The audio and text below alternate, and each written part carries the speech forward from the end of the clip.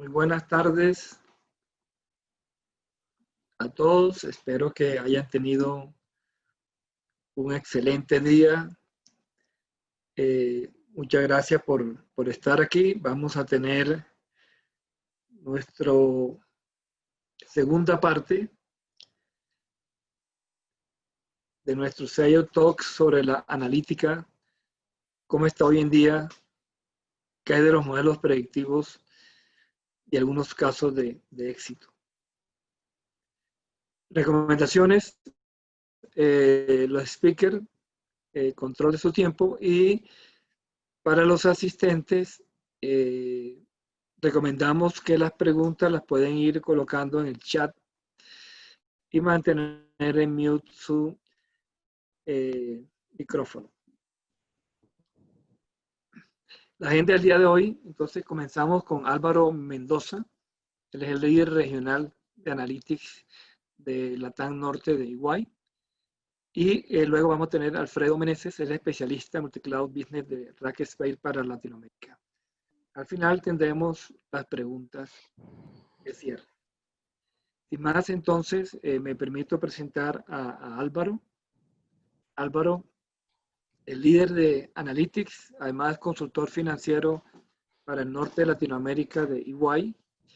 Álvaro es socio líder en EY de consultoría para las empresas del sector financiero en la región norte de Latinoamérica. Cuenta con más de 15 años de experiencia mejorando la toma de decisiones y transformando procesos en organizaciones de diferentes sectores por medio de modelos analíticos.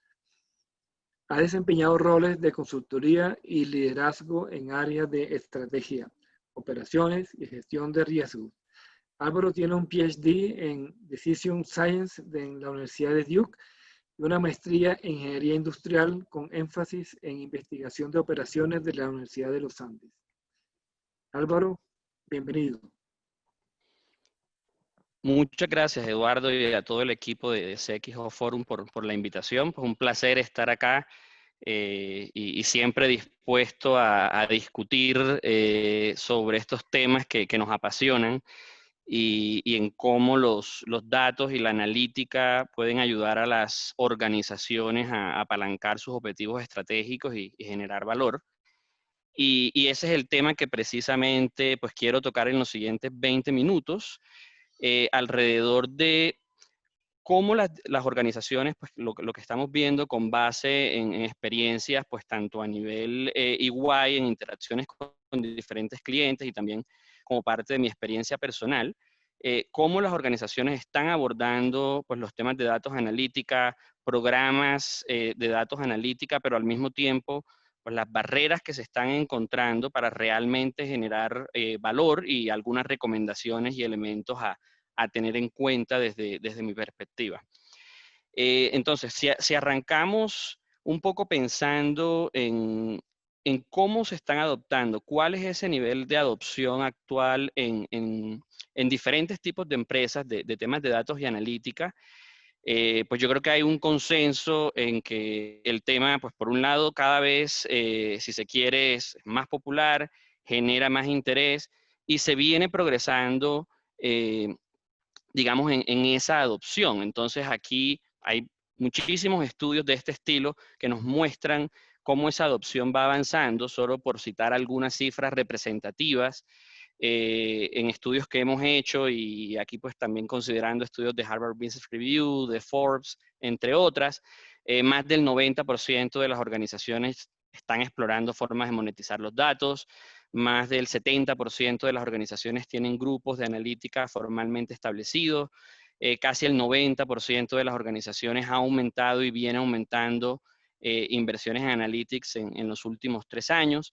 Y cuando se logra, las que realmente lo logran hacer bien, también se ve una diferencia en los resultados. Sí, esta comparativa, por ejemplo, acá, cuando vemos organizaciones maduras versus organizaciones que están apenas arrancando en ese journey de adopción de analítica, pues un porcentaje bastante más alto logra márgenes operativos y es similar con otras métricas ya de resultados financieros superiores. Sí, entonces cuando se logra hacer bien, genera valor y las áreas de adopción realmente pues varían de industria a industria, pero en términos generales, digamos que aristas tales como objetivos tales como entender mejor a los clientes, mejorar productos y servicios, incluso crear nuevos productos explotando la información con la que se cuenta, generar eficiencias operativas o mejorar la gestión de riesgos, usualmente están entre los objetivos más comunes. Ahora, así como en este slide estamos viendo el cómo se está adoptando, cómo está ganando tracción, si pasamos a la siguiente diapositiva, también vamos a ver que no todo es color de rosa, por decirlo así. Sí, hay esa intención, hay un awareness, si se quiere, de que esto puede generar mucho valor, pero también encontramos barreras en esa adopción alrededor de temas de datos y analítica. Sí, cifras representativas de esas dificultades. Por ejemplo, en estos mismos estudios que mencionaba anteriormente, 59% de las organizaciones reflejan que no están satisfechas con el avance en la adopción de analítica, o el 72% consideran que todavía, si bien han logrado algunos esfuerzos importantes y avanzar, no han logrado establecer realmente una cultura de datos analítica. O una cifra incluso, si se quiere, un poco más alarmante, el 85% de los proyectos de datos analítica no cumplen esas expectativas establecidas. No quiere decir que ese 85% sea un fracaso, por decirlo así, pero de cierta forma sí quedan por debajo de las expectativas. Sí, o las organizaciones que reconocen que ya realmente están obteniendo retornos significativos, vemos es el menor al 25%. Sí, entonces, nuevamente, hay barreras que todavía, de cierta forma, se están enfrentando, y estas barreras vienen alrededor de elementos tales como poca integración con los procesos y la toma de decisiones, o temas relacionados con cultura resistencia al cambio, porque al final la adopción de analítica representa un cambio en cómo se toman las decisiones, en cómo se operan los procesos, o en otros casos, dificultad ya con relación a los datos, ya sea en el acceso, en el tiempo que se necesita o en temas de calidad de datos. Y por último, aunque creo que en esta se va evolucionando, la dificultad para acceder al talento requerido. Ahora, viendo este panorama, ¿qué elementos creemos que son fundamentales cuando se busca establecer pues, y llegar a hacerlo lo que denominamos esa organización data-driven? Sí, entonces, desde nuestra perspectiva, lo vemos alrededor de 5 elementos fundamentales. Un primer elemento alrededor de establecer una estrategia de datos y analítica clara a nivel organizacional, ¿sí? No solo a nivel de áreas específicas o grupos específicos, sino a nivel organizacional.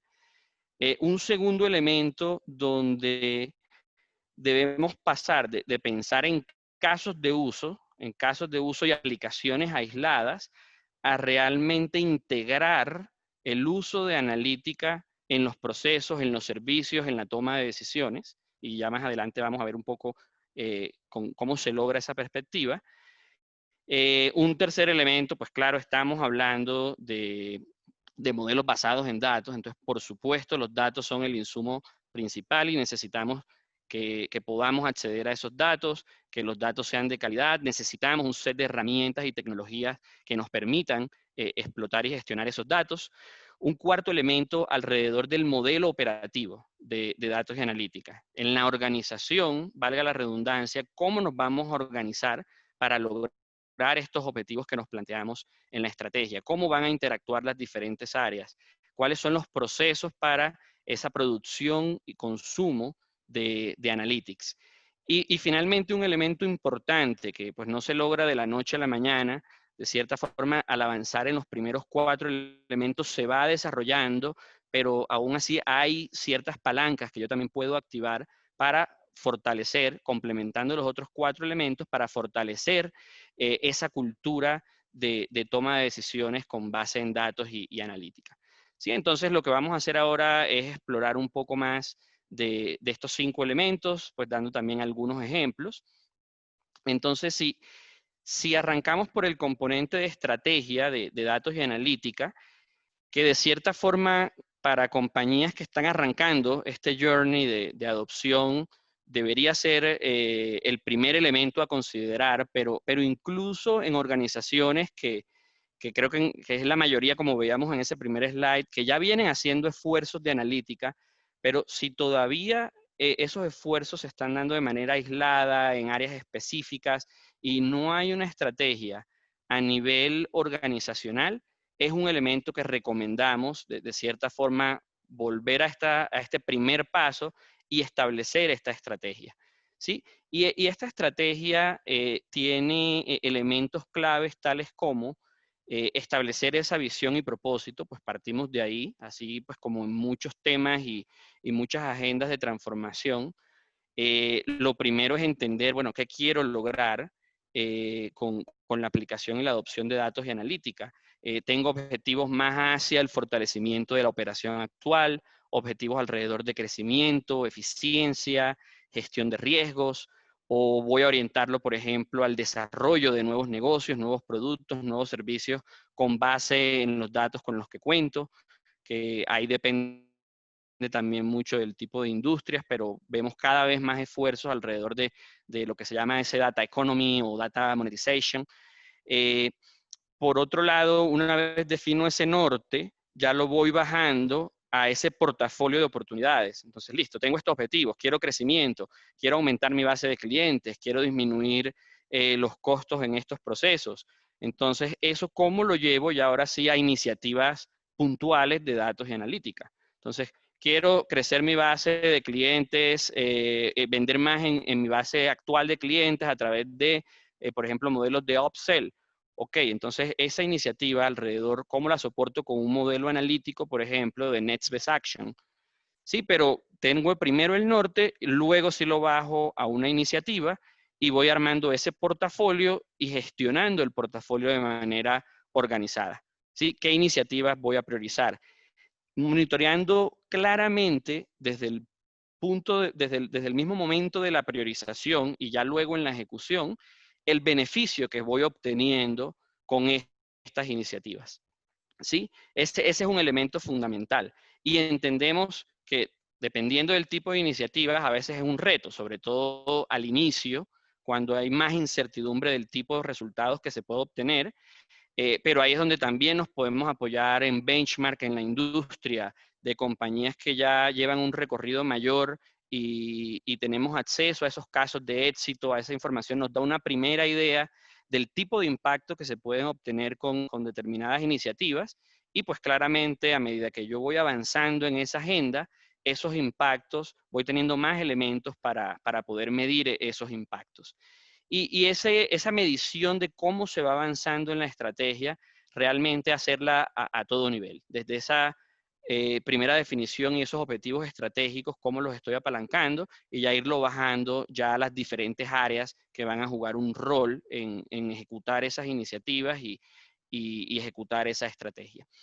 Un segundo elemento, una vez tenemos definida esa estrategia, lo que quiero lograr, ese portafolio de iniciativas, en qué áreas me voy a enfocar, que creemos importante es esas iniciativas que voy desarrollando deben estar integradas a los procesos de la organización y a la toma de decisiones. ¿Sí? Cuando muchas veces llegamos a organizaciones nos dicen, sí, aquí ya estamos trabajando y tenemos estos casos de uso y hay 4 o 5 casos de uso y está bien, ahí se va avanzando, pero ¿qué observamos también? Que muchos de esos casos de uso arrancan desde áreas, si se quiere, un poco más técnicas, que están pensando más en una óptica de voy a hacer un modelo que predice X, ¿cierto? En lugar de pensar desde el proceso, qué decisiones necesitan ese modelo, luego si venga, diseñamos el modelo para tomar esa decisión y, por cierto, cómo volvemos a ese modelo operativo, porque muchos modelos se quedan en, no voy a decir en papel, pero en código.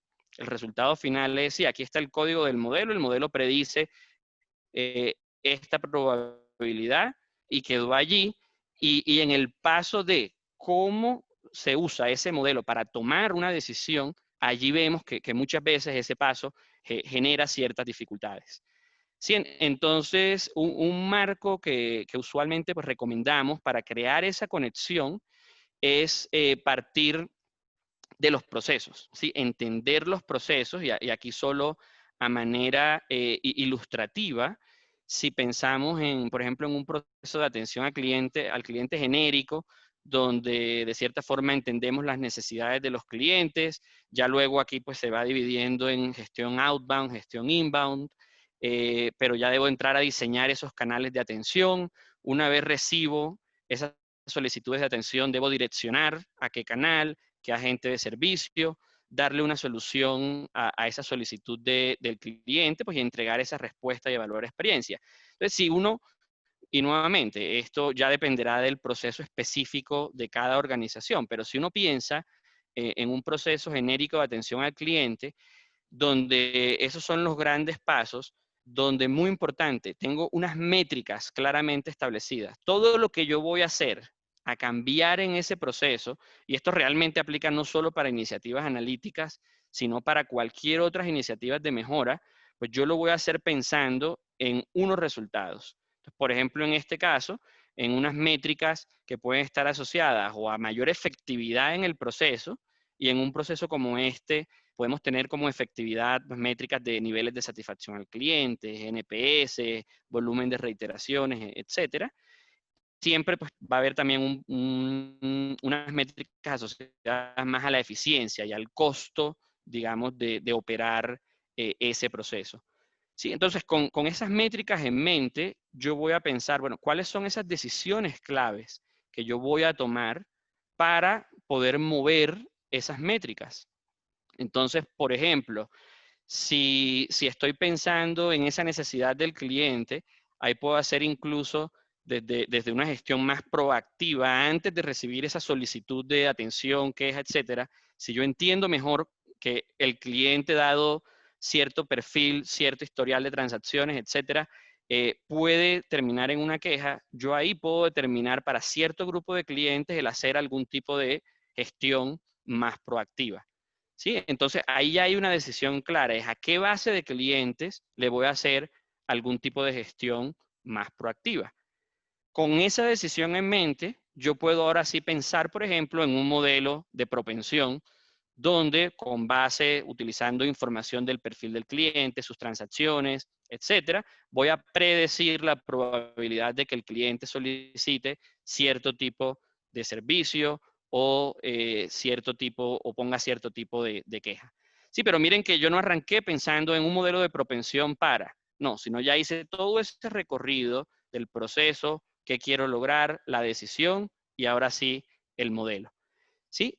Y con ese modelo ya ahí luego entro así al detalle más técnico de, bueno, ese modelo de propensión, qué tipo de variables necesito, qué tipo de información del cliente, fuentes internas, fuentes externas, qué metodologías, pues ya si pensamos en las metodologías de análisis, desde las más tradicionales, regresiones, hasta metodologías más de machine learning, redes neuronales, etcétera, me pueden dar una mayor precisión. Entro de lleno a crear ese modelo. Y luego algo muy importante, el deployment de ese modelo. Porque si el modelo quedó en un código que me predice, que me da esa probabilidad, y puede tener un nivel de precisión muy bueno, pero quedó en el código, muchas veces no va a ser, o no lo voy a utilizar, no voy a sacar el potencial que se le podría sacar. Y aquí es donde, mientras hay algunas decisiones, el timing de las decisiones es muy importante. Hay algunas decisiones que yo no estoy tomando en tiempo real y de pronto no necesito pues toda una infraestructura, herramientas para correr esos modelos en tiempo real, pero en otros sí.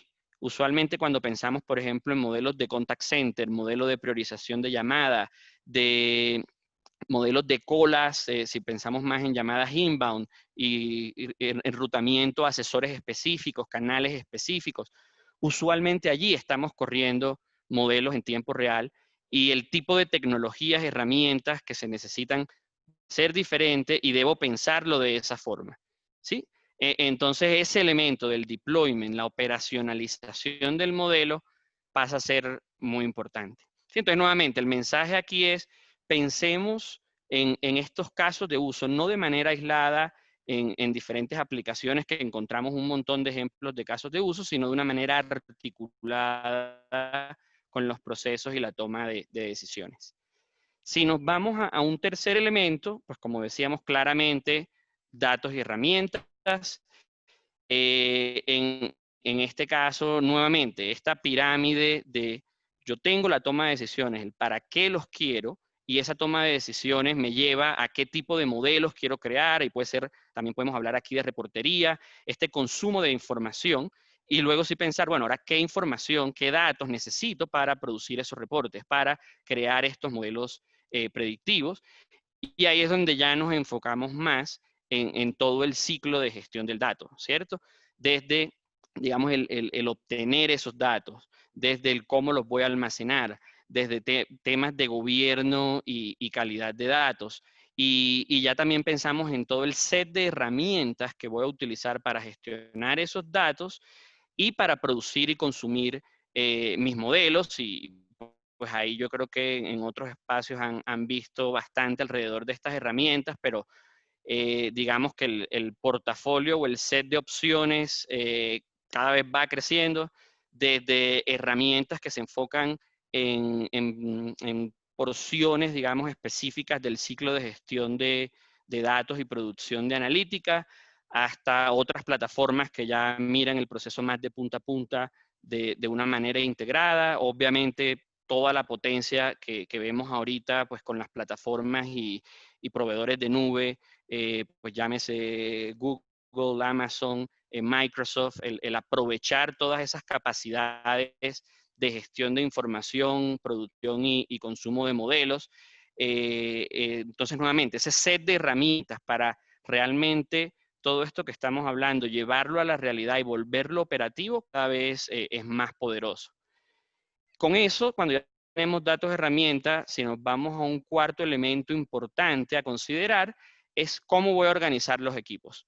¿Sí? Y aquí nuevamente, depende mucho del estado de madurez y en dónde están las organizaciones, si estoy arrancando, si ya voy más avanzado, pero pues muchas veces nos encontramos con organizaciones que igual tienen otros grupos que ya están también pensando en cómo mejorar un proceso, no necesariamente desde la analítica, pero hay áreas funcionales, hay áreas de procesos, oficinas de transformación, automatización.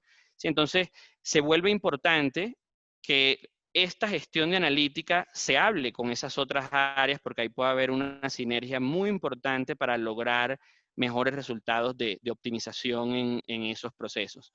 ¿Sí? Aquí no hay una fórmula mágica, por decirlo así. Depende del tipo de organizaciones, a veces encontramos modelos más centralizados, otros más descentralizados, con oficinas de analítica, en otros donde hay de cierta forma capacidades más distribuidas en las áreas, pero es un tema importante a considerar.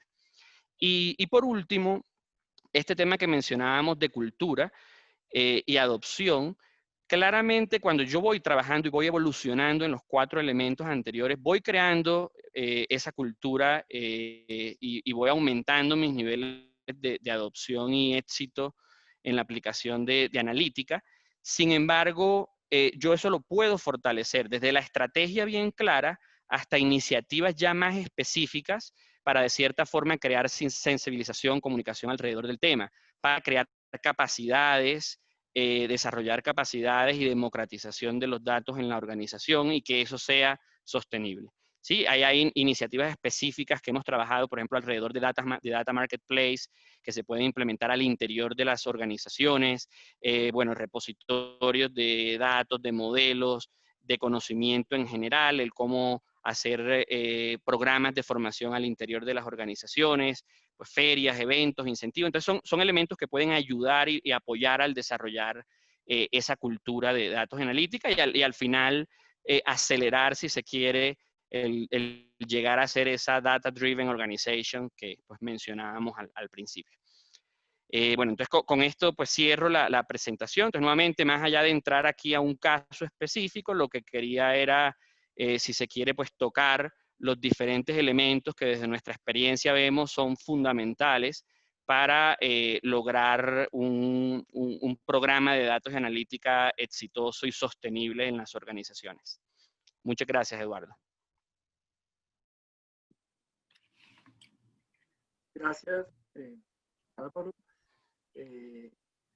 Muy buena presentación, muy claro. Además, al comienzo tenía algunas preguntas, pero por el transcurrir de la presentación tuya se me fueron respondiendo, pero bueno, vale la pena al final, en la sección de preguntas, poder ampliar más. Muchas gracias. Perfecto. Bueno, continuamos con Alfredo Meneses. Alfredo Meneses es especialista multicloud business de Rackspace para Latinoamérica. Cursó la maestría en Ciencias de la Computación con especialidad en Inteligencia Artificial en el Tecnológico de Monterrey y es responsable en Rackspace de la estrategia de desarrollo de negocios de la Business Unit de soporte fanático para Amazon Web Services, Azure y Google para la región de Latinoamérica. Tiene más de 30 años de experiencia en distintos sectores, en banking, retail, CPG, telecomunicaciones, media, utilities y gobierno. Y es experto en soluciones y herramientas para crear arquitectura necesaria para dar solución a diversos problemas y retos en Big Data, Cloud Computing, Storage, SEP, SWAP, VPN, ERP, CRM, Data Warehouse, ETL, BL, MPP, Hadoop, Real Time Analytics y SaaS. Alfredo, bienvenido. Muchas gracias, Eduardo. Muy buenas tardes a todos. Que si bien es cierto, y me gustaría empezar un poquito con el tema de que pues no es nuevo, o sea, la analítica no es algo nuevo, tenemos muchísimos años haciendo analítica en muchísimos sectores. Realmente lo que ha venido a modificar todo esto y lo que nos ha venido a ayudar muchísimo, pues indudablemente es la facilidad de la tecnología que hoy en día tenemos, ¿no?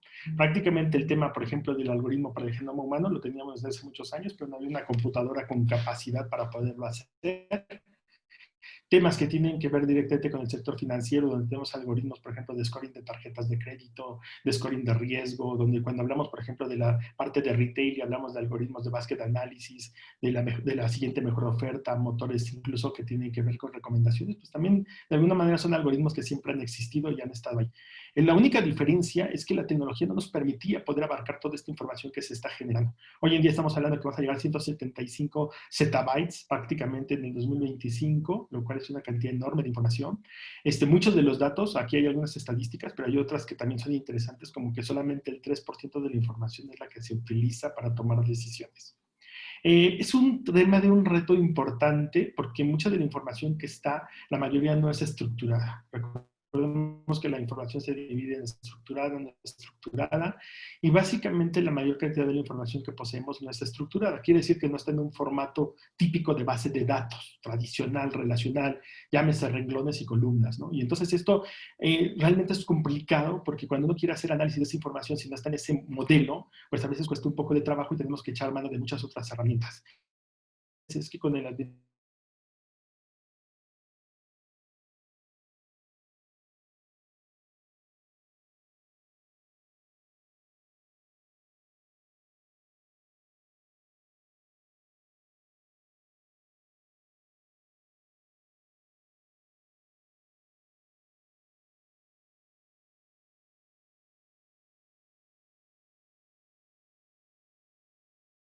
Anteriormente, cuando queríamos comprar un equipo para hacer analítica, pues era costosísimo. Recordarán que ya lo tradicional, ¿no? Comprábamos los temas de data warehouses tradicional, Teradata, Exadata, Netezza, Vertica, Greenplot. Bueno, pues era muy caro. Los bancos realmente gastaban muchísimo dinero y esto pues propiamente era simplemente para correr esos algoritmos durante un X tiempo. Hoy en día con el tema de la nube, pues esto cambia muchísimo y se abre un panorama bastante interesante donde ya hoy en día se puede hacer analítica sin tener que incurrir en grandes costos, con la ventaja de que puedo apagar y prender las cosas cuando las necesite. Y entonces lo que necesito realmente es gente que conozca mucho estos paradigmas, estos temas de la nube, estos temas de analítica y poder seguir trabajando. Eduardo, ¿me ayudas con la siguiente, por favor? Entonces, básicamente lo que tenemos hoy en día, pues es esto, ¿no? 86% de las empresas pues quieren trabajar directamente con la analítica, quieren trabajar con temas de inteligencia artificial, de machine learning. Se habla mucho de Big Data. Yo empecé a hablar de Big Data pues ya más o menos hace unos 13 años. La verdad es que Big Data no ha cambiado mucho. Big Data sigue siendo 3 Bs para mí. Hoy en día hay gente que habla hasta de 5 y de 7. Pero bueno, volumen, variedad y propiamente velocidad, ¿no? Eran las iniciales. Recordemos que cuando tenemos un problema que tiene estas 3 variables, pues estamos enfrentando un problema de Big Data. Volumen, pues porque obviamente no significa que sea un solo tema, un solo archivo de mucha cantidad. Pueden ser millones de archivos muy pequeños, como nos pasó en una telco, que simplemente manejaba 90 petabytes de información de CDRs y que querían analizarlos para ver el consumo y el comportamiento del cliente, ¿no?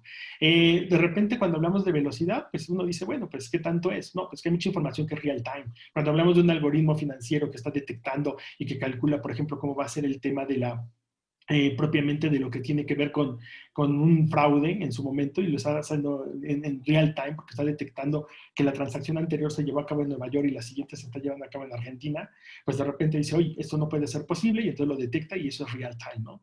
Y cuando hablamos, por ejemplo, de variedad, pues es que es eso, precisamente, muchos tipos de formatos, muchos tipos de temas, muchos tipos de información que necesita ser de alguna manera estructurada, de alguna manera para analizarla. Si le podemos dar a la siguiente, Eduardo. Entonces, básicamente lo que tenemos aquí es que, pues eso, menos del 50% de las empresas realmente están haciendo cosas reales sobre analítica. Todos los demás, de alguna manera, están optimizando o dando mantenimiento, pero no se están preocupando por ese conocimiento. Y eso es una cosa interesante, porque cuando vemos el sector, por ejemplo, financiero, que es uno de los que me gusta, igual retail, aquí estoy hablando un poquito más adelante, la verdad es de que uno de los problemas es que esas empresas nuevas que nacen, que no tienen ese problema de esa deuda tecnológica, pues son bastante ágiles y pueden innovar rápidamente y pueden tener esa capacidad para poder implementar soluciones muy rápido, mientras que las empresas que ya tradicionalmente llevan mucho tiempo, pues les es muy difícil porque tienen esa carga tecnológica y tienen que trabajar con una gran cantidad de sistemas legacy que no necesariamente les permiten moverse tan rápidamente. Ahora, hay un punto donde la ecuación se invierte. Las empresas que tienen mucho tiempo tienen historia, conocimiento de los clientes, tienen información que las nuevas no tienen. Entonces, bien explotar esa información puede ser precisamente el punto que haga la diferencia para lograr el objetivo de la transformación digital. La siguiente, por favor, Eduardo. Entonces, si lo vemos desde el punto de vista de información, pues hoy en día, si lo vemos desde un punto de vista de retail, ¿no? Por poner simplemente un ejemplo de un sector en específico, pues vemos que hoy en día lo que estamos peleando es traernos información de todos los clientes, tanto de los clientes como de los consumidores. Y luego estamos tratando de cruzarlos para poder tener mayor información. Entonces estamos trayendo información de sitios web, o sea, ya saben ustedes, de redes sociales, de almacenes, de productos. Estamos trayendo por otro lado información que tiene que ver con las aplicaciones externas, incluso con el clima, ¿no? Nos tocó mucho trabajar con un retailer en una parte donde ellos están haciendo previsión de demanda. Y resulta que la previsión de demanda, ellos tienen más de 1,100 tiendas en distintos lugares, y la previsión de demanda pues se va afectada precisamente por cosas tan tradicionales como el clima, ¿no? No es lo mismo los elementos que voy a tener en una determinada tienda que está a nivel del mar, que tiene casi todo el tiempo y todo el año una temperatura promedio de 40 grados, a una que tengo en la ciudad, donde la ciudad típicamente la temperatura puede ser muy baja, y entonces no tengo precisamente toda la información, no tengo capacidad de poder hacer un cálculo adecuado si no considero la variable del clima para poder detectar y definir qué productos tengo que poner en cada sitio, ¿no?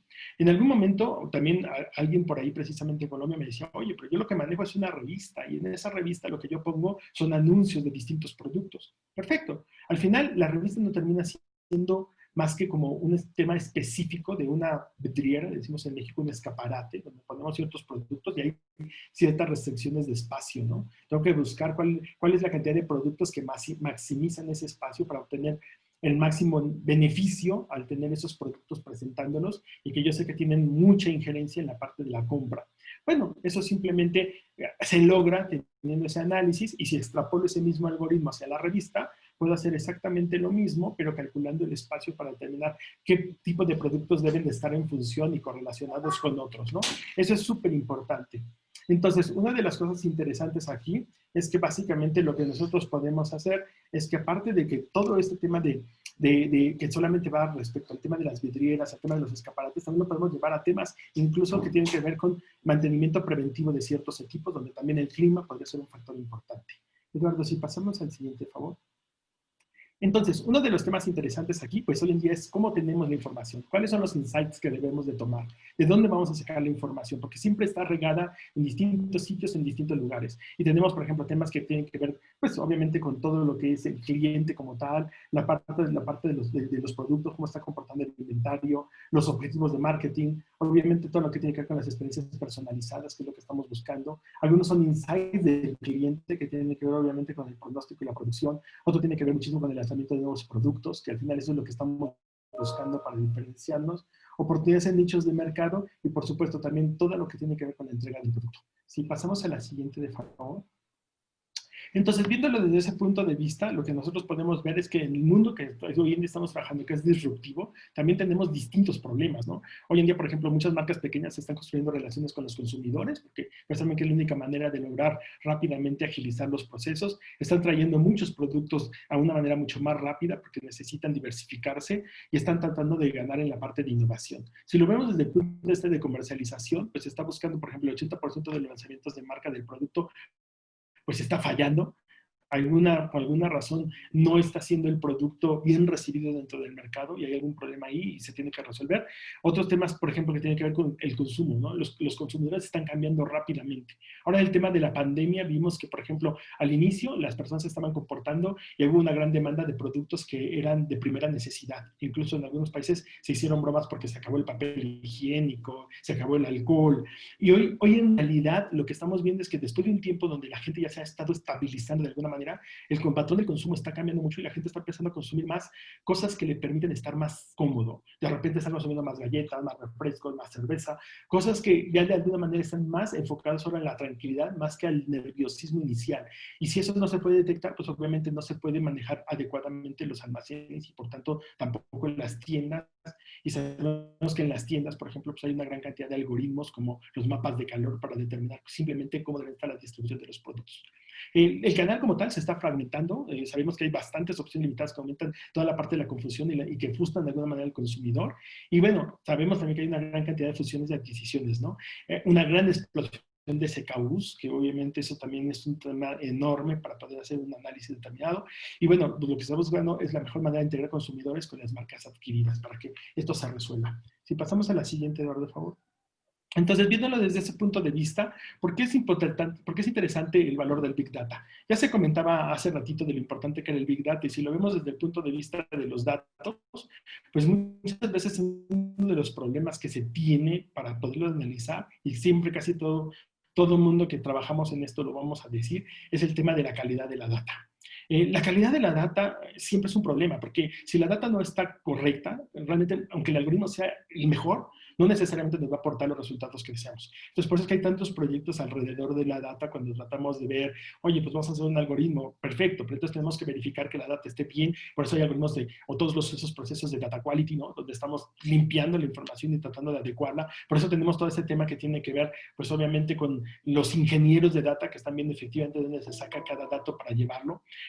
Obviamente, los datos están dispersos, no siempre es fácil integrarlos, hay que buscar metodologías y herramientas para poderlo llevar a cabo. Y bueno, a veces los datos no necesariamente son de fácil acceso, ¿no? Recuerden que también tenemos a veces regulaciones, temas, y todo eso tenemos que buscar cómo sondearlo para realmente resolverlo.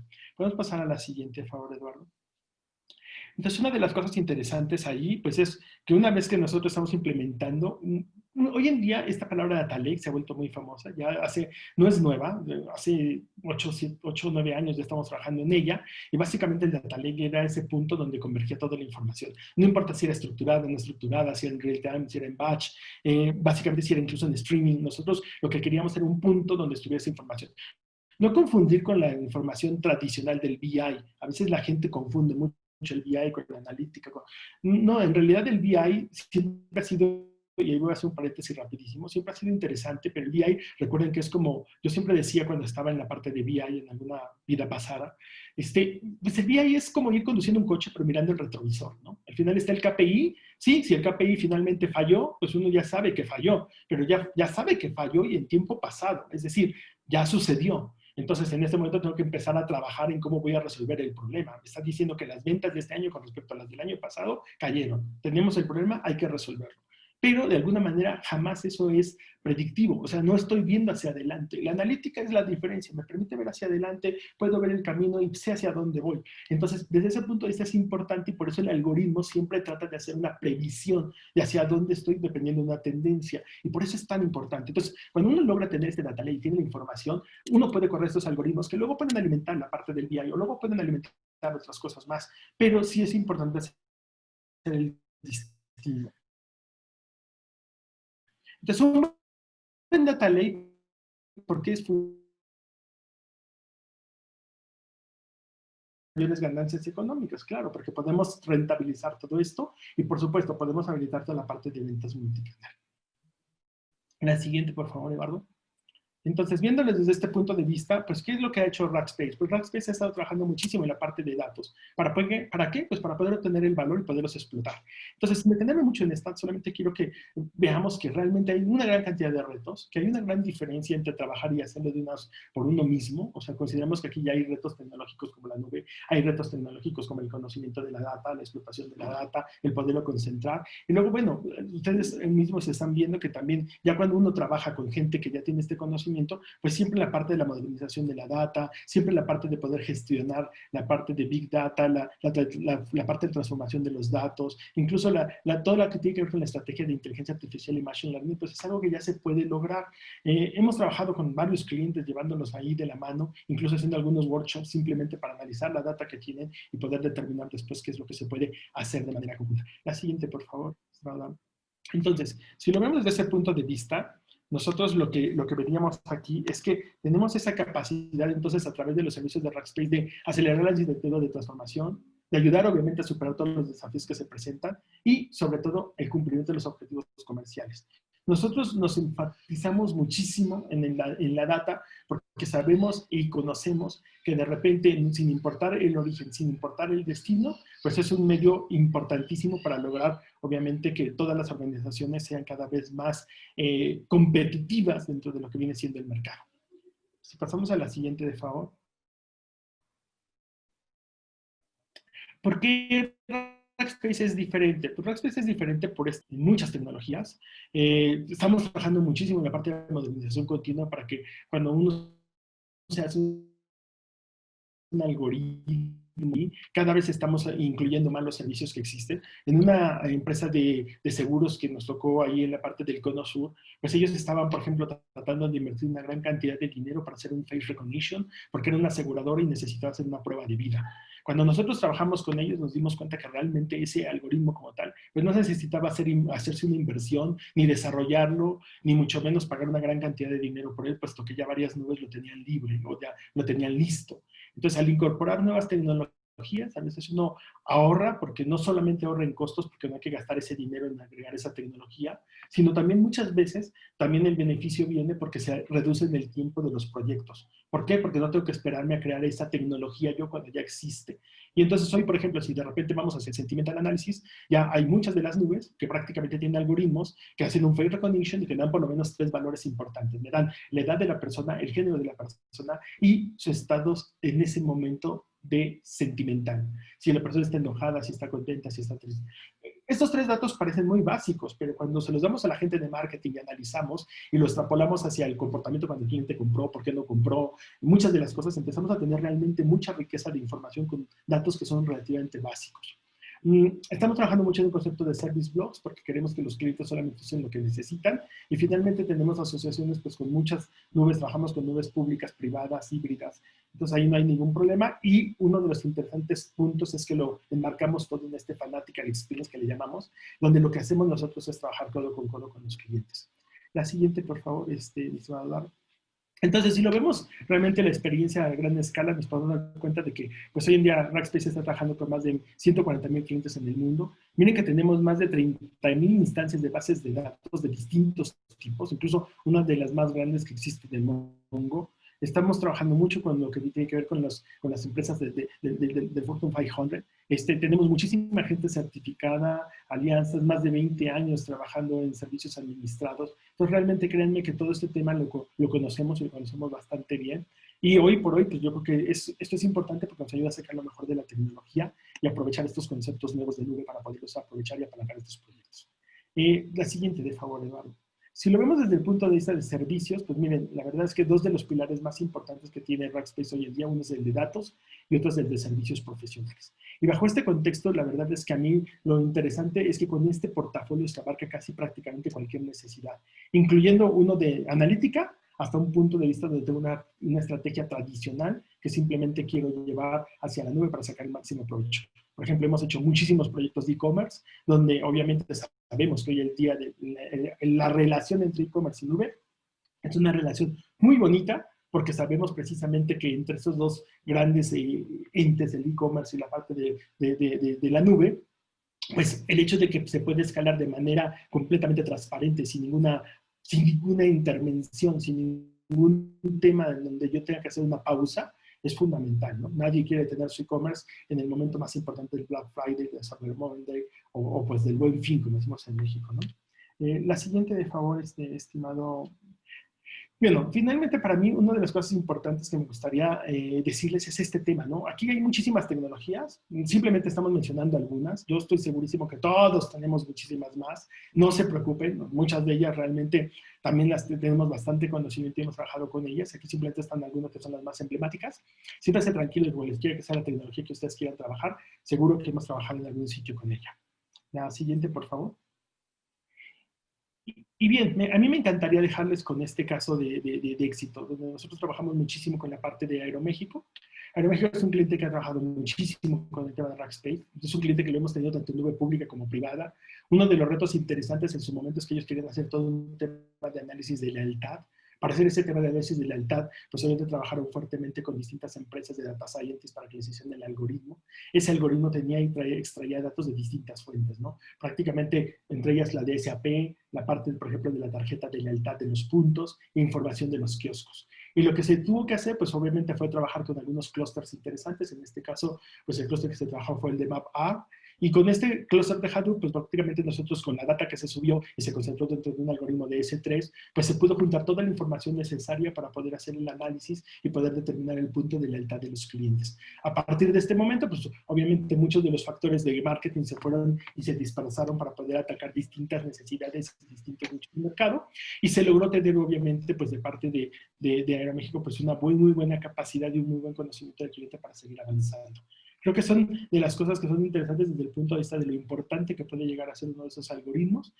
No es el único caso. Hemos tenido casos interesantes que van, por ejemplo, con síncronos, como donde síncronos manejamos más de 100 petabytes de información. Imagínense lo que son 100 petabytes. Muchas veces la gente dice, es que 100 petabytes es imposible de tenerlos en la... No, yo creo que es el mejor lugar para tenerlos, porque cuando vemos los costos, para empezar, es muy difícil manejarlos en una base de datos. Pero hoy en día, si lo manejamos desde un punto de vista de almacenamiento, voy a poner un ejemplo, un S3 de AWS, el costo es muy bajo y además hoy en día puedo hacer directamente analítica y análisis sobre el S3 sin tener que pasar por ninguna razón a través de algún otro tema. Incluso puedo hacerlo hasta serverless, utilizando algunos temas de Lambda o un tema de Athena, lo cual me da mucha facilidad. Al final, hoy en día el S3 está compitiendo con el Hadoop File System.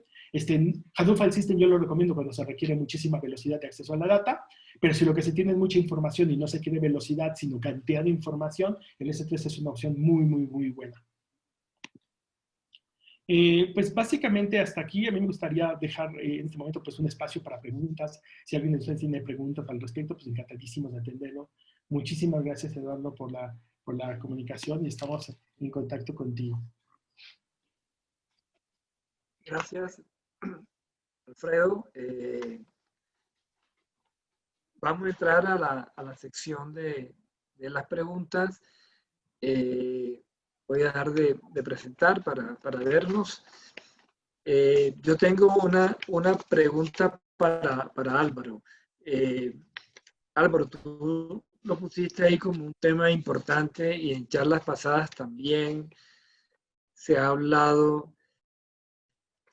Avanzamos un poquito más de cómo crear esa cultura de datos en las compañías. Tú hablabas de que ustedes podían mover esa cultura de datos que muchos de los CEOs nos han dicho y han preguntado es cómo se puede hacer. Perfecto, Eduardo. Sí, pues muy interesante pues la pregunta y un tema que no es sencillo y muchas veces incluso más complejo de lograr si se quiere que los elementos técnicos.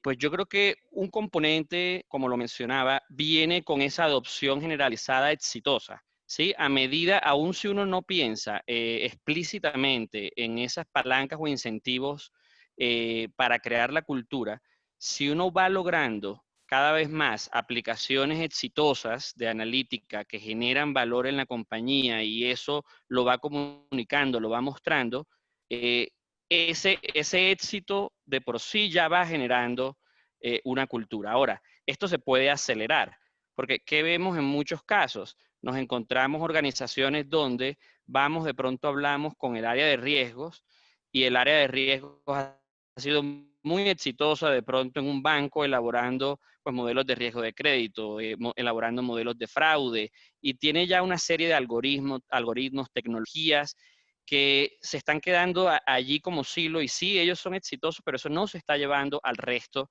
de la organización, por poner un ejemplo. Entonces, allí es donde esas otras iniciativas que pueden acelerar y apalancar esa creación de cultura, como lo mencionaba, alrededor básicamente pues de tres dimensiones. Primero, el crear esa sensibilización, el comunicar, que toda la organización sepa lo que se está haciendo, que se conozcan las experiencias exitosas en adopción de analítica y también las dificultades, las barreras, cómo se han superado. Sí, entonces, esa parte es importante. Otro tema muy importante alrededor de generar las capacidades.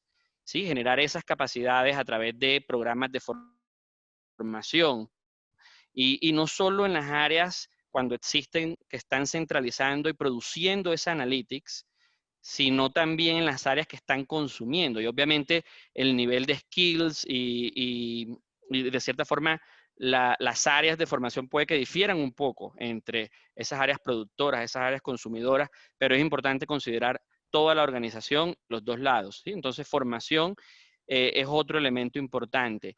Y un tercer elemento, pues que también lo veíamos alrededor de democratización y lograr, pues yo entiendo que a veces cuando uno habla de estas compañías digitales que arrancaron, como mencionaba ahorita Alfredo, también sin estas limitaciones, por ejemplo, de sistemas legacy, de cierta forma a veces es más fácil y ya el nacimiento es más descentralizado, más democratizado si se quiere, pero yo eso también le puedo apuntar por lo menos y empezar a lograrlo en otro tipo de organizaciones, a través de iniciativas, por ejemplo, como veíamos, el Data Marketplace, los repositorios de datos. Sí, entonces, esos son elementos que apoyan a los otros 4 que veíamos en la presentación para acelerar el lograr esa cultura. Gracias, Álvaro. Y yo le tengo una pregunta, Alfredo, antes de un par de preguntas que hay en el público, hablaste de la diferencia de BI y analítica. Hay muchas empresas que hoy en día están llegando a la parte de BI. ¿Cómo es el paso? O sea, ¿cómo es el paso y cómo ustedes pueden ayudar a las empresas que están todavía en el tema de BI que pasen a hacer la parte de analítica y le metan algo pues, de predicción, inteligencia artificial, etcétera? Sí, claro, claro que sí, Eduardo, muy buena pregunta. Sí, o sea, realmente hoy en día muchas empresas están todavía trabajando en el mundo de los KPIs, de los reportes, ¿no? Los famosos reportes de cross drill, drill down, todos los drills que podemos imaginar y que básicamente pues van muy enfocados, como yo decía, ¿no? A ver, un tema donde hay indicadores de algo que ya pasó. Yo creo que uno de los principales puntos, porque finalmente hemos llevado hoy en día muchos BI a la nube, hemos cambiado muchos warehouses también, porque son carísimos. Cuando uno habla de un exadato, un teradato, un netis y veo lo que cuesta cada año, es mucha plata. Hoy en día llevarlos a la nube realmente representa un ahorro importantísimo. Bueno, pues una vez que se tiene ese modelo, yo creo que lo principal que le pasa a la organización es que se da cuenta que necesita empezar a ver hacia el futuro. Necesita empezar a tomar decisiones no del pasado, sino qué pasaría si de repente yo qué tengo que hacer para que mis ventas vayan creciendo y no necesariamente saber que las de este año no fueron igual que las anteriores. Para ese momento lo que la organización necesita entonces es llegar y empezar a traer data de muchos lugares. Y entonces lo principal es que empieza a crear ese concepto del famoso data lake, donde empieza a jalar información de todos los sitios, los empieza a poner en un lugar, verifica efectivamente que la calidad de la data sea la correcta, hace los algoritmos necesarios para hacer esas extrapolaciones de lo que él quiere lograr. O sea, si hablamos, por ejemplo, de un retail, pues un basket análisis, un tema, por ejemplo, yo mencionaba, ¿no? De un motor de recomendaciones, una siguiente mejor oferta, un tema que tiene que ver, por ejemplo, tan simple con la distribución de los productos dentro de lo que viene siendo el supermercado.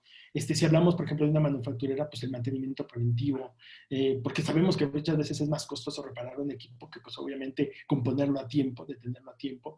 Si hablamos, por ejemplo, de este tema de las revistas, pues cómo optimizo el espacio para que, obviamente, la revista tenga lo que tiene que tener en cada sitio. Si hablamos del sector financiero, pues los algoritmos que tienen que ver con todo lo que está alrededor. Pues, obviamente de scoring, ¿no? Y todo esto lo que nos lleva entonces es a tener que crear toda esa estructura de ese famoso data lake con todo lo necesario para proveer toda la información, con toda la calidad necesaria, el algoritmo que obviamente se requiere, poderlo desarrollar, elaborar, ejecutar, crear, y luego por supuesto, como bien decía Álvaro, ¿no? Pues operarlo, mantenerlo, y que no solamente se quede en un muy buen deseo de un código, ahí que pues va a estar durmiendo en un cajón. No, no, lo importante es que esto se active, funcione, y entonces empieza a arrojarle a la organización todo lo que requiere, ¿no? Cuando un supermercado, por ejemplo, dice, oye, ¿qué es lo que yo tengo que comprar para el próximo año para proveerlo? ¿Y en qué, dónde y cómo lo tengo que distribuir? Bueno, pues así de simple eso, ¿no? Cuando hablamos, por ejemplo, de un caso donde teníamos uno de estos un centro de logística enorme, que por ejemplo ya estaba completamente automatizado, que ya tienen todos los robots que se requieren con toda la información necesaria, de repente uno decía, bueno, pues esto ya está demasiado perfecto, no se puede hacer nada. No, sí se puede hacer. Cuando uno toma los logs de los distintos robots y los mete a un sistema y los empieza a analizar, aunque está tan estructurada, resulta que uno puede darse cuenta que un robot pasó por un anaquel y no se dio cuenta. Y ese simple error de que el robot haya pasado por el anaquel y se haya seguido, aunque después lo haya corregido, significa que probablemente ya tiene una falla física, lo cual me puede detectar rápidamente la necesidad de en este caso, un mantenimiento preventivo. Y me puede salvar todo un tema de logística que puede llegar a tener implicaciones muy fuertes dentro de todo lo que es el manejo de un almacén. Entonces, cuando se tiene data y se tiene bien y se analiza bien, se pueden lograr cosas muy interesantes, y en todo ese proceso, desde el inicio, desde incluso la definición del tema hasta la implementación y después la operación, lo podemos lograr. Y más aún, hoy en día, en un tema concreto de IoT, estamos trabajando a tal grado que somos de las pocas empresas que incluso podemos crear esas tablas, esos CPUs, esos cerebros para poder tomar esa información y empezar a recabar la información de IoT. Somos de los pocos que podemos llegar incluso a nivel de esas tarjetas para poder hacer eso. ¿Y dónde lo hemos hecho? Pues en Estados Unidos, en un parque de diversiones, donde hemos hecho tarjetas para poder hacer una mejor distribución de la parte de recolección de basura y una mejor distribución de todos estos temas de contenedores de basura para maximizar obviamente la capacidad del parque para que haya menos residuos y para optimizar todas, por ejemplo, todas las brigadas que tenían que ir a recogerlo. Y ahí hicimos desde los equipos hasta el análisis, hasta todo el modelo completo para que se viniera. Excelente. Gracias. Muy bien, Alfredo. Voy a pasar a una pregunta que dice aquí Jenny Arteaga, dice, para impulsar el desarrollo de esta estrategia, ¿qué aspecto podríamos considerar las empresas para definir analítica as a service o procesos de data as a service? ¿Quiere Álvaro comienza y luego Alfredo? Sí, claro. Perfecto, perfecto. Bueno, yo creo que hay algo que incluso vivimos nosotros como compañía pues, de consultoría cuando estamos discutiendo diferentes tipos de proyectos con clientes y que aplica también cuando uno lo ve al interior de la organización, es definir, bueno, primero, qué tipo de servicios tiene sentido estructurar y ofrecer como servicio, ¿sí? Con este esquema de as a service, estemos hablando de analítica o de procesamiento de datos, y en dónde queremos que las capacidades queden, por ejemplo, en la compañía, cuando estamos hablando de estos proyectos, o si es al interior de la compañía, que debe quedar en estos equipos centralizados, que si se quieren están produciendo analítica, y que queremos que queden las áreas, ¿sí? Y ahí no es una sola regla que aplique para todo. Ahí nos encontraremos en algunas áreas y en diferentes tipos de aplicaciones donde podemos incluso pensar en una automatización, digitalización completa, donde, por decirlo así, el área funcional no está jugando un rol muy activo y es más el área que está produciendo y proveyendo este servicio, si se quiere, de punta a punta, desde el procesamiento de los datos, desde la creación de los modelos, la automatización y la aplicación de los modelos. Mientras que habrá otras áreas en otro tipo de aplicaciones donde realmente lo que yo debo darle a esa área consumidora son más insights, recomendaciones si se quiere, incluso en decisiones, pero no llego hasta esa automatización completa. ¿Sí? Entonces, por ejemplo, en el sector financiero, por poner un ejemplo, vemos mucho, yo ahorita mencionaba modelos de fraude. Es un ejemplo donde uno puede encontrar un poco de las dos. En algunas tipologías yo puedo llegar a esa automatización completa donde no hay intervención de área funcional. En otros casos, debo llegar hasta un punto en donde ofrezco información, insight y una recomendación, pero eso pasa a un analista que va a tener que mirar otras variables y parte del contexto para ya tomar una decisión. Sí, entonces creo que ese es un elemento importante, el saber qué quiero plantear as a service, qué quiero que quede ya más la capacidad de dejar un poco más autonomía al área que está consumiendo. Lo que sí vemos cuando uno compara las dos, el Analytics as a Service y el Data as a Service, sí vemos que es mucho más común y la tendencia que vemos es que lo que es el manejo de data se vaya, cada vez más la tendencia es ir hacia este esquema as a Service, donde se está centralizando más en las organizaciones, donde hay pues, un grupo que puede venir con equipos de diferentes niveles de expertise, que sí empieza a ofrecer estos servicios de Data as a Service, y en algunos casos ya la parte de la aplicación, la parte de la analítica, puede que quede más o menos descentralizada. Sí, eso es un poco en términos de las tendencias, y ya en el cómo hacerlo bien, creo que algunos de los elementos que mencionaba en la presentación alrededor del modelo de gobierno, el tener los roles, responsabilidades muy claras, el tener los procesos establecidos, pues acuerdos de servicio, son elementos que pues siempre van a ser importantes cuando yo estoy planteando pues un modelo de servicios ya sea de analítica pues, o datos. Gracias, Álvaro. Alfredo, una corta intervención. Sí, bueno, una de las cosas para mí interesantes es que toda la gente hoy en día la tendencia de las services es bastante grande, ¿no? No importa de lo que sea, todo el mundo hoy en día la tendencia fuerte, y lo decimos siempre en Rackspace, es el cliente siempre quiere todo as a service. Yo creo que una de las cosas importantes, más allá de la data o de la analítica, uno tiene que entender hasta dónde llega ese servicio y cómo se debe de entender. Por ejemplo, nosotros en donde realmente llegamos a creer que hubo un concepto de analíticas as a service fue porque hubo un concepto aquí en México donde de repente una de las unidades que necesitaba dar información de turismo, pues hizo una sociedad con una empresa de telecomunicaciones, que era la que tenía la mayor cantidad de información, y a partir de toda esa información que tenía, pues realmente esa empresa de telecomunicaciones podía darles realmente una analítica as a service. ¿Por qué? Pues porque podía decirle cómo eran los flujos migratorios de la gente, tanto la que llegaba del extranjero como la que era local, porque tenía la capacidad de poder hacer esos algoritmos de una manera tal que no fueran personalizados, de tal forma que no había ninguna violación de la data personal. Y entonces, efectivamente, ellos podían decirle, pues mira, el día de hoy llegaron tantas personas, tantos extranjeros, tantas personas a tal sitio, se movieron de tal estado a tal estado, porque pues, obviamente esa información se tiene a grandes números. Y ahí realmente se puede hablar de que hay una analítica, en este caso dada por la empresa de telecomunicaciones, hacia el gobierno, en este caso, pues que requería el servicio y que le pagaba por los reportes, ¿no? Yo creo que esa parte es interesante. Ahora, cuando lo vemos desde el punto de vista interno, habría que ver que efectivamente lo que se puede hacer y hasta qué punto como una as a service. Si lo que nosotros tenemos, por ejemplo, la parte de la data y la manejo de la data, pues sí, hoy en día, por ejemplo, con Rackspace, nosotros podemos hacer toda la parte de la administración de la data, incluso los algoritmos y todo lo que tenga que ver alrededor para crear las infraestructuras, y todo eso va a ser, obviamente, as a service. Si lo vemos desde el punto de vista de los algoritmos, probablemente los data scientists, pues hay cosas que se pueden hacer ahí, se pueden crear los algoritmos. Si se quiere mantener el algoritmo como tal también, pero siempre hay componentes tanto internos como externos. Entonces, hablar de un as a service habría que adecuarlo muy bien. Si se define y se acota perfectamente bien, yo creo que tanto la data como la analítica pues pueden ser dos modelos perfectamente válidos. Yo creo que precisamente hoy en día la cereza del pastel es la analítica, la parte de la data es consecuencia de, y ambos modelos existen, nada más que siempre hay que acotarlos y definirlos bien.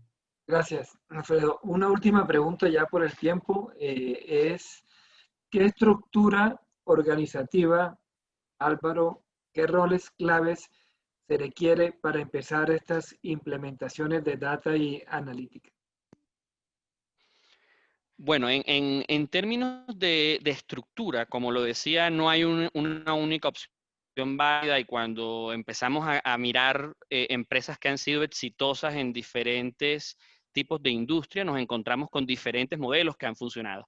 Lo que sí rara vez funciona son los extremos, ¿sí? Empresas donde se busca una centralización total en áreas técnicas, llámese Centro de Excelencia de Datos y Analítica, llámese Laboratorio Digital, o el nombre que le queramos poner a este tipo de figuras, y se trabaja de pronto de manera muy aislada con las áreas funcionales donde realmente se están ejecutando los procesos, tomando las decisiones, no funciona. Y empresas donde esa descentralización es total, excepto en algunos casos de lo que hablábamos ahorita, empresas que nacen digital, entonces casi desde la raíz arrancó descentralizado, pero coordinado, ahí podría funcionar. pero cuando hay esa descentralización que opera más en silos, ese extremo tampoco funciona. ¿Sí? Se necesita algún tipo de coordinación. Eso en cuanto a lo que es la estructura. Ahora, más allá de la estructura, los roles son muy importantes y ahí también observamos muchas empresas que a veces dicen, sí, quiero empezar este journey de datos de analítica, entonces de pronto contratamos a un grupo de data science y esperan que este grupo de data science le solucione todo, desde entender el negocio, entonces tienen que ser los expertos en marketing, los expertos en ventas, los expertos en fraude, los expertos en cobranza, tienen que crear los modelos, tienen que implementarlos, ¿sí? Entonces, y a veces esa es la expectativa y pues claro, se hace cierta inversión, luego no se cumple el objetivo que se tenía. Entonces, en los roles, creo que allí es muy importante el tener esa claridad que, como mencionaba ahorita Alfredo, con la variedad, la cantidad de información que se tiene, las tecnologías también han cambiado. ¿Sí? Entonces, sí se necesita pues, un expertise y cada vez más especializado alrededor en diferentes frentes, tanto en la gestión de datos, arquitectura de datos, ingeniería de datos, la parte de gobierno y calidad. Claramente, alguien que entienda los diferentes algoritmos y metodologías para crear los modelos. Claramente, alguien que pueda implementarlo más, si se quiere, ese ingeniero de Machine Learning que ponga los modelos en producción. Y el famoso pues que tiene varios nombres, pero el data citizen, si se quiere, que está un poquito más jugando ese rol entre entiendo el negocio y tengo conocimiento de lo que se puede hacer con analítica. Sí, entonces esa variedad de roles sí es muy importante tener en cuenta cómo juegan para que esto sea exitoso. Gracias. Álvaro, un último comentario, Alfredo. Sí, yo agregar a todo lo que comenta Álvaro, que totalmente de acuerdo, agregarle en la parte de la infraestructura, ¿no? Que como es una infraestructura nueva que típicamente va a ser en nube, pues se requiere conocimiento amplio en nube para poder mantener todo esto alrededor, soportarlo, crear esos modelos, crear la arquitectura adecuada y a partir de ahí, obviamente, ya fusionarlo con lo que comentó Álvaro para tener, obviamente, ahora sí toda la solución en tu end completa. Así es, no es solamente, como decía Álvaro, contratar a los ingenieros de datos, matemáticos, estadísticos, sino también es un trabajo en equipo de poderse conectar con las diferentes organizaciones de la compañía, de la parte comercial, la parte financiera, la parte de mercadeo, la parte de servicio al cliente. Y ese trabajo conjunto de las diferentes áreas es lo que puede lograr el éxito de este journey que las compañías, algunas están empezando, otras ya van por la mitad y realmente es donde se le saca el máximo provecho. Como decía Alfredo, hay un gran porcentaje de las empresas que quieren sacarle valor a los datos que hoy en día tienen, aunque los datos no sean totalmente buenos, no están integrados, sea difícil, pero es un esfuerzo que hay que hacer. Ya para el cierre, quiero invitar a los dos panelistas que den sus últimas palabras cortas de que encierre la idea que presentaron para terminar ya nuestro CIO Talks. Álvaro. Perfecto, gracias Eduardo. Bueno, yo lo resumiría en resaltar el mensaje, el potencial está allí, es inmenso y las organizaciones que no se monten en este journey definitivamente pues, van a ser menos competitivas. Claramente hay barreras, hay que organizar varios elementos para llegar a ser exitosos, pero es un journey que vale la pena empezar a recorrer y seguir evolucionando. Gracias, Álvaro. Alfredo. Sí, de mi lado, obviamente reforzar que transformación digital requiere conocimiento del cliente, es customer centricity.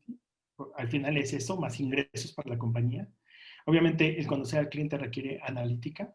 La analítica muchas veces requiere machine learning y la parte de Internet de las cosas. Y eso está muy potenciado por la parte de la nube, donde la nube le da la escalabilidad, el costo-beneficio que se requiere para poder hacer los proyectos válidos. Si a eso le sumamos la compañía perfecta, la asesoría adecuada, creo que podemos hacer cosas muy exitosas para lograr compañías muy competitivas.